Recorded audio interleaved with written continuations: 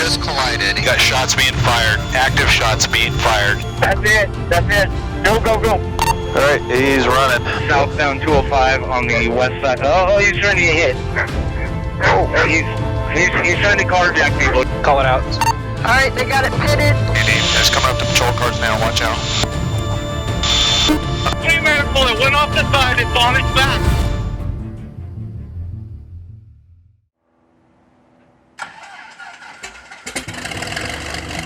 Bound departure approved.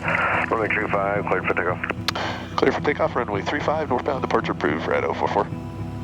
All right, here we go.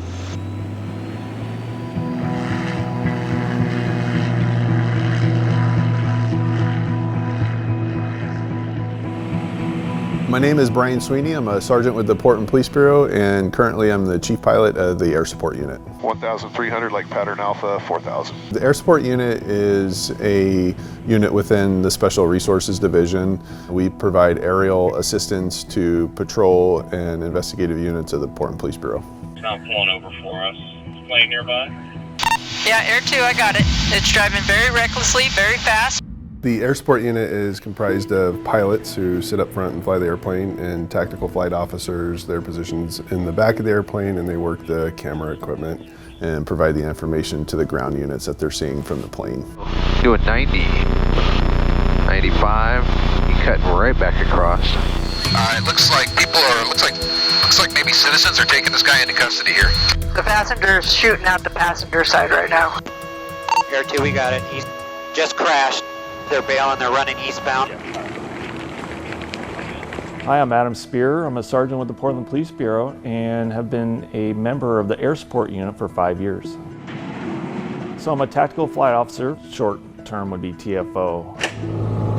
It's a very unique job. You have a different aerial perspective and you're handling all various types of calls. When we're flying, we're constantly listening to radios, listening to different calls, running the camera system, and we're working as a crew between the pilot and the TFO to see how we can help officers on the ground. Mixture, Rich, landing strobe lights. They're all on. We're ready to fly. It is absolutely multitasking the whole time. They're helping run checklists in the back with the pilot. They're looking out for other aircraft. We're really like a partner car in the sky. I need to divert south a bit.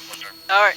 The pilot's job is to coordinate the air traffic issues and still keep the TFO in view of what they're trying to look at. So the pilot's multitasking job can get pretty busy sometimes, especially the 5 o'clock hour when there's a lot of approaches and departures in and out of Portland, but we're in constant contact with air traffic control. Well, we're going to have, for just a little bit longer, we're going to have departures climbing southbound to 4,000. Any chance of 4,500 from you? We can do 4,500 at 044.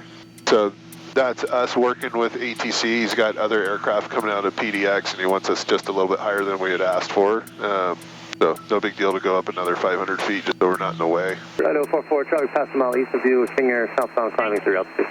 Okay, we're looking for him at 044. This one right here. Okay. King Air, that's us. So you kind of cross in front of our flight path and then turn. Looks like he's going south. We do have an airplane on the TFO. Is going to be Sergeant Butcher. All right, lock down quick attack. He's still running southbound. Everyone on the ground just loves it when the plane's up. Get a comp at 205 in Sandy. It's going westbound Oregon.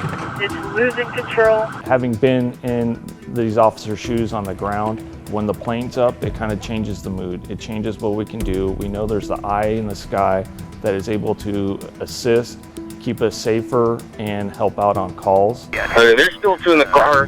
We've reduced to code 1. Plane, you got it. Hey, firm at 5-2, slowing.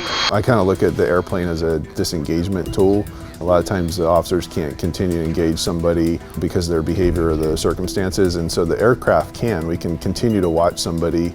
We can provide information to the ground units that lets them better assess how they're going to approach it later or now, depending on how they choose to move forward with it. And so it's a tremendous piece of information for the ground units and their safety, and then whoever they're trying to contact, their safety as well. That cop there that's 2 and 1, heads up. He's coming right towards you. There's a guy hiding behind the shed to the south of you. And they're standing right at that back door. Great job.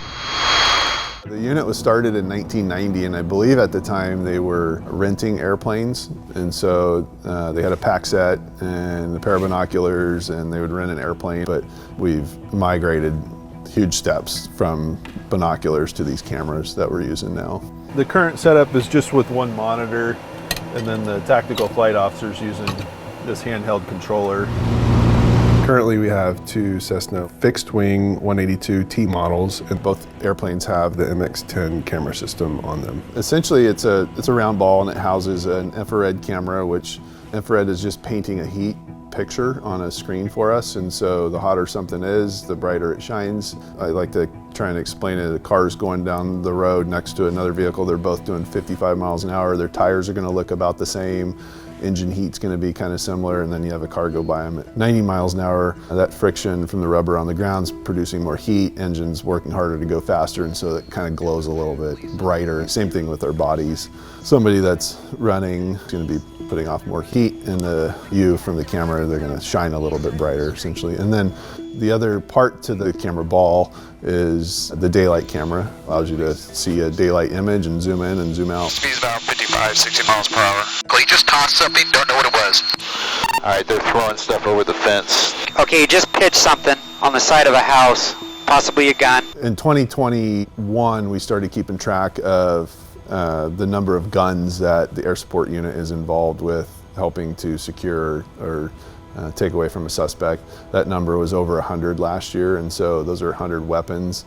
A lot of them are weapons that are thrown from suspects when they're eluding the police, that without the aircraft's vantage point up above, the police officers would never see it, but the plane can. And so we've been really successful in bringing the officers back to these areas where we saw something get thrown, where we thought it was, a weapon, and they can recover it that way. And so we're keeping track of that, which is really important to us, especially with what's going on with gun violence in Portland.